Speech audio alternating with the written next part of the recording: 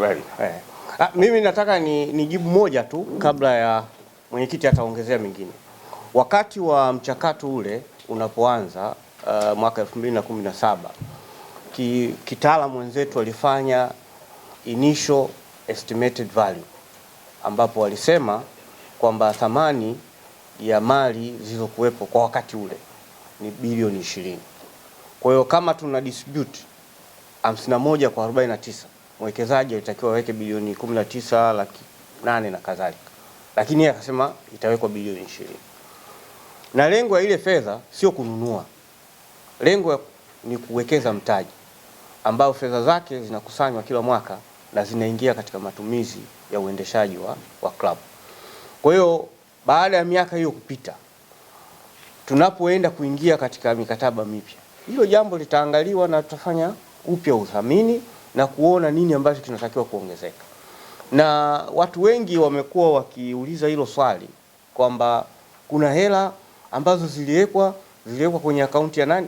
Hivi inawezekana kweli bilioni 20 nikakaa nazo mimi nyumbani? Mwingine anakuambia unaona hela zetu zile Mo ametoa yeye anatumia tu. Sasa hela hizo mimi au mwenyekiti unaweza kawa uko nazo wewe.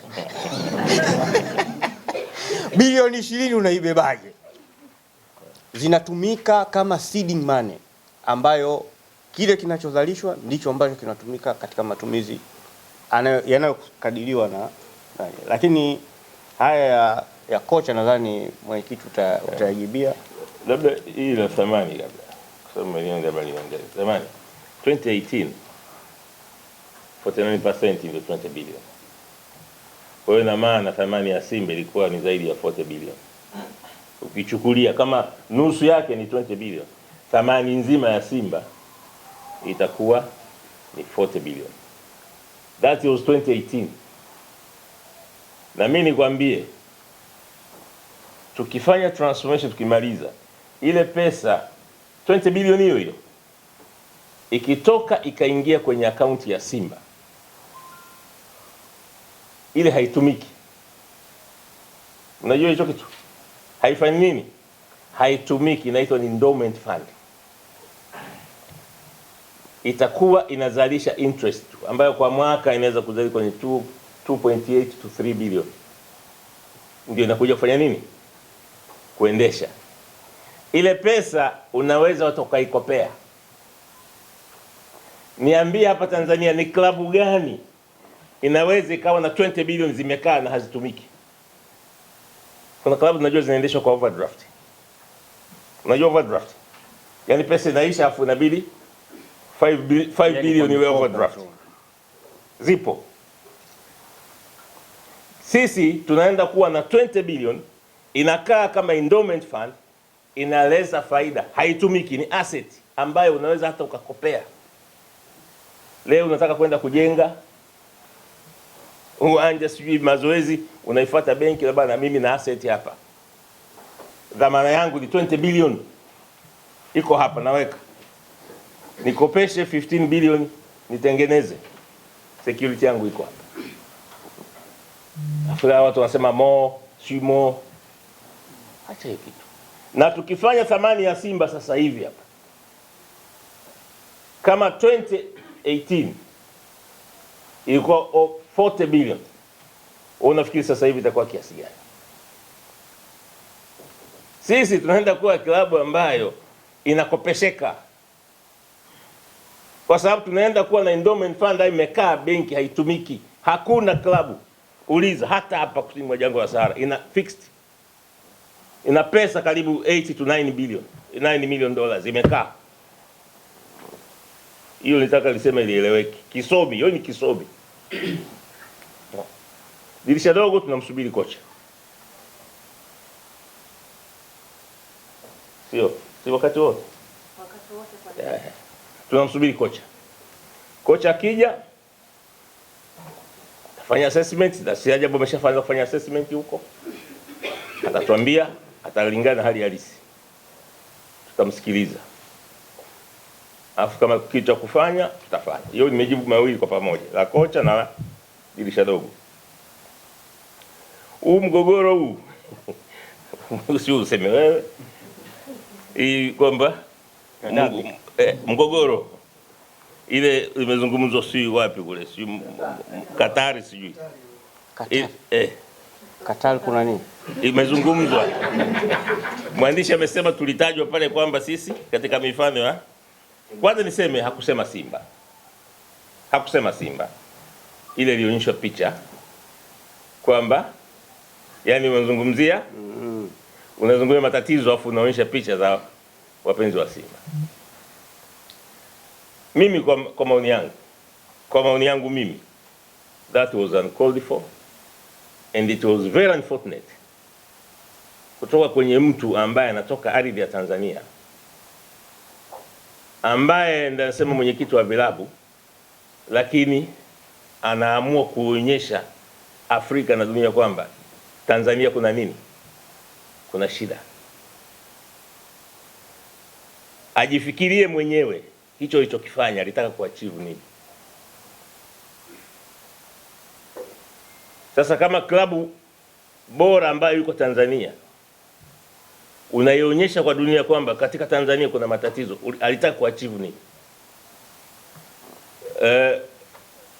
Tunasema ni narrow thinking, kwa sababu unafikiria kwamba hapa unaubeba ushabiki, ule ushabiki ule unaubeba kuupeleka sehemu ambayo haistahili. Good governance haina uhusiano wowote na matokeo. Wale watu wanakuwa wanaambia kwa nini timu yao haifanyi nini, haishindi, haifanyi vizuri. But that is not poor governance. It's not. Sio poor governance. Governance ni kuona kwamba kuna corruption, kuna rushwa, hakuna uwajibikaji, vitu haviko wazi, hakuna transparency, unaendesha vitu unavyojua mwenyewe. Hiyo ndio poor governance. Ina principles zake. Sasa pengine hakuelewa hata poor governance atakiwa kuzungumzia nini. That was uncalled for. Kwangu mimi it was very unfortunate. Kwa sababu mtu ambaye anataka kuprotect mpira wa Tanzania hafanyi protection ya mpira wa Tanzania. Na bado tunalifanyia kazi tuweze kusema nini. Kwa kweli ameikosea Simba, ameikosea nchi. Kuna klabu hapa Afrika zina poor governance, hata mishahara ilipo. Kuna klabu kutwa zinashtakiwa FIFA na wachezaji, zinashtakiwa FIFA na makocha. That is poor governance. Umeona mkataba ulipi mtu mpaka anakupeleka FIFA, mpaka upeleke FIFA hujamlipa zaidi ya miezi 2-3. That's poor governance. Hasemi club licensing inataka mpaka timu ziwe na viwanja vya mazoezi. Kwa timu hazina viwanja vya mazoezi, zinazunguka tu. Hawasemi. Kwa kweli katika haya kawaida sikutegemea kitu kile kifanyike. Na hata bodi hatukutegemea kitu kifanyike. Pengine tutajulisha mamlaka ziweze kujua kwamba hichi kinachofanyika si sawa. Na nafikiri kama nchi pia watu wajue nafasi zao. Unapokuwa kwenye nafasi fulani, unapewa nafasi fulani, unatoa ushabiki, unafanya vitu ambavyo vinaweza kupromote mpira wetu, vikapromote nchi. Sasa yule mzee Magoma kila siku anazungumza pale, nayo kwa hiyo ni tatizo hilo. Wakitoka leo wanachama 10 wanazungumza wakapiga kelele, tayari hiyo ni poor governance. Come on. That was uncalled for. Kiukweli kabisa. Hatukufurahishwa. Wanajaribu kujificha, lakini kila mtu anajua intention yake ilikuwa ni nini. Sisi Simba tushindani na mtu. Simba sisi tunashindana na targets. Kuna watu kucha kila siku lazima iongelee Simba. Sije apate attention. We don't. Ahmed, kwanza usiwataje kwanza. Sisi tuna chakula kimejaa kwenye meza vya kufanya vya maana. Hii sio kutafuta nani. Sisi tuna agenda tunakuja nazo za maana za kuifanya Simba iwe bora. Sisi tutashindana na standards zetu na targets zetu. Hatuwezi kutwa tunataja timu tu. Yaani kila mtu akiamka ni short lived, itakwenda itaisha tu. Sisi tutaweka mikakati ya kuendeleza timu kimkakati ambapo tunaona nafaa, na itakuwa ni 360 degrees, timu ya mpira, timu ya wanawake, timu ya watoto, infrastructure na membership growth na engagement. Tunaenda kutoa tangazo, tumempa jana mamlaka, tangazo la director wa membership, tangazo la director wa technical upya kwa vigezo vipya.